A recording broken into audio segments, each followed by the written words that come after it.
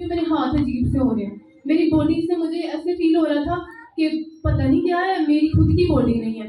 एक वीक ऐसे गुजरा, एग्ज़ाम दिए, रोज़े के साथ दिए, कुछ याद नहीं थी करके जाती मैं, बस एग्ज़ाम देने चली जाती थी। और उस टाइम मेरे फ्रेंड्स मुझे देख के कहते थे, "तू कैसी अजीब-सी होती जा रही है? तेरी शक्ल कैसी हो गई है?" मैंने कहा, "कुछ नहीं होता, खैर।"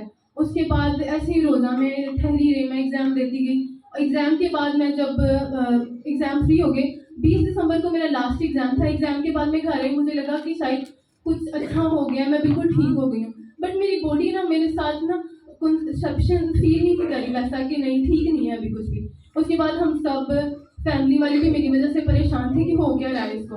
और हमें एक दिन ड्रीम में देखा कि ना मैं खालू से प्रे करवा रही हूँ और मेरे अंदर से ना कुछ धागे, कुछ काली सी चीज़ें निकल रही हैं। तो ना हम यहाँ पे आने की ना खालू से बात की, खालू ने कहा आप वेडनेसडे मीटिंग पे आओ। हम रेडी थे पर आया नहीं गया।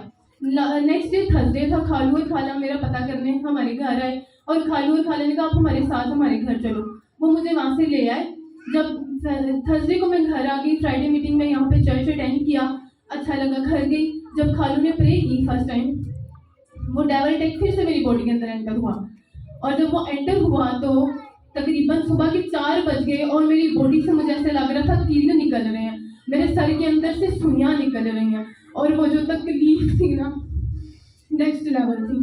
तो उसके बाद सुबह के 6:30 हो गए और फिर मेरी तबीयत ठीक हुई। Next day Saturday, Friday, Saturday, Sunday और उसके बाद मंडे भी ऐसे ही रहा, ट्यूसडे भी ऐसे ही दुआ करते रहे, वो चीज़ें निकलती रही।